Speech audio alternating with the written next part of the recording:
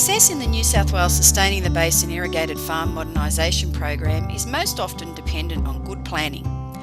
Irrigators who have completed an irrigated farm water use efficiency assessment in previous rounds and invested in planning their projects have been ahead of the game in terms of receiving funding and have implemented their projects with fewer hiccups and cost overruns. We asked Rob Hoogers, DPI Irrigation Development Officer working on the STB IFM project, from his experience in rounds 1 and 2, what are the important things to not overlook with planning? Okay, probably the best advice I can give to the proponents in their initial planning is to get a consultant that you trust and that you know works in that particular field of expertise.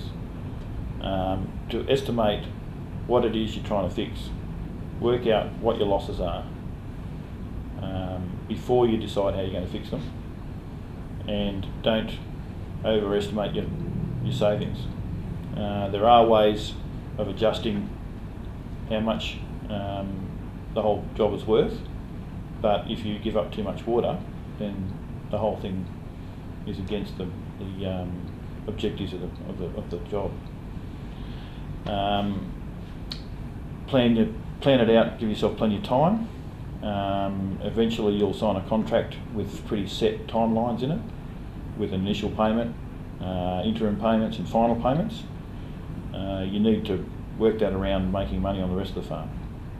They can be adjusted, but it's important that you plan not only what it is you're going to construct, but how you're going to grow your crop around that construction phase.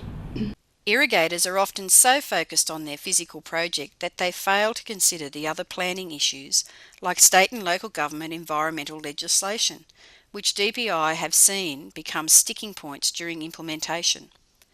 Yeah, so when they're putting their preliminary plans together, it's important to consider the state and local government environmental policies, things like floodplain obstructions, tree clearing, heritage, just to mention a few.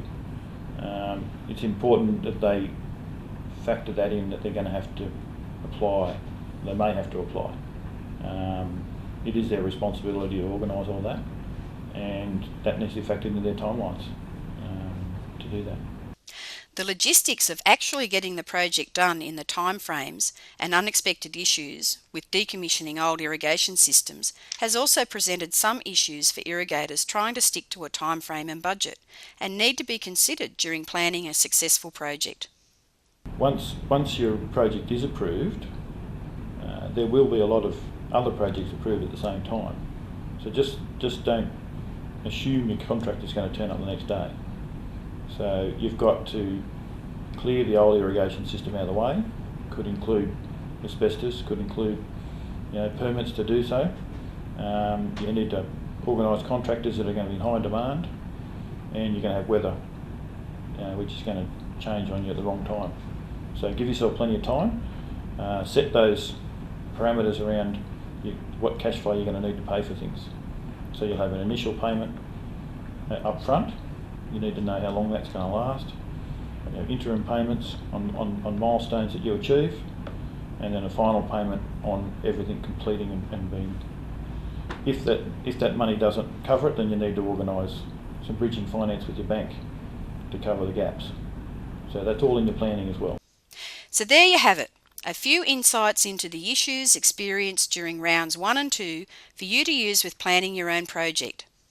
The most important point to make is to communicate regularly with your consultant and bounce ideas and questions off the DPI project staff to get clarification and advice before you finalise your project and the costings.